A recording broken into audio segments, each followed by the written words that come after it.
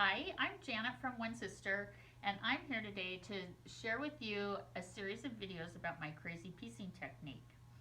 Now, the whole premise of this technique, it's a fast cutting technique and an easy piecing, and it's sort of like making cardboard puzzles when you were a kid, if you remember that long ago. But you cut on the lines, and the puzzle has to go back together.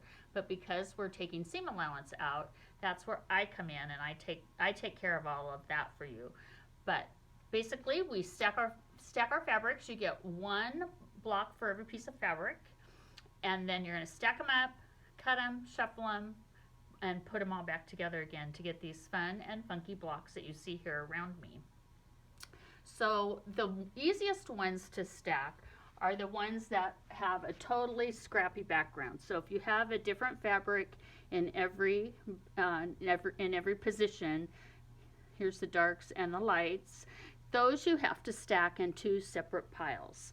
So you'll have a stack of darks and you'll have a stack of lights, and then you'll put the light star you'll just trade piles. Put the light star in the dark pile and the dark star in the light pile, and then shuffle. And as long as you stack, you mix up your color and your textures with your plaids and your prints, you'll be fine. Down here on your lights, you'll again mix up the tone, prints, plaids as you stack. So those are the easiest ones, just a stack of lights and a stack of darks. Cut them, trade them, and put them all back together. The ones that are a little more difficult to stack are these where you're working with maybe a series of mediums or a series of darks. This is made with my Itty Bitty fabric line, and they are primarily more mediums to darks. And so when you're stacking the fabrics for these blocks, you need to begin and count the number of elements per block. So for instance, with this dog block, because I didn't want any blue dogs, I did substitute his collar in, so the collar doesn't count, but it's just 1, 2. So every 2 fabrics will be together in a block. Same thing down here with the baskets, it's 1, 2. There's only 2 fabrics per block, so you just have to look at every 2 fabrics. This is applique, so it doesn't count. It's just 1, 2.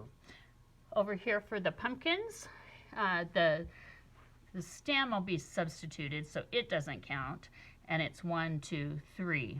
So every 3 fabrics per block. And so that's the very first thing, is you have to figure out how many fabrics you have to look at as you stack. Normally I do a lot of 3s for some reason. That's just how it turns out. And so today I want to talk to you about how to stack sets of 3. So I've got my collection of fabric, you've pulled fabric out of your stash, or you have your collection of fabric, and the hardest thing is just to start. And so I just want you to pick a fabric, any fabric, just put it down on the table. Okay, and ask yourself, what do I want to be in the same block with this blue? And it's about contrast, because you want your dog to stand out in the background. You don't want to lose him. It's not your 2 favorite fabrics that match and look fabulous together. It's about contrast. So it's blue, red, and now I have to add a third one. So here's a gold. So the gold not only has to contrast with the red, but it also has to contrast with the blue. And it does. We're good.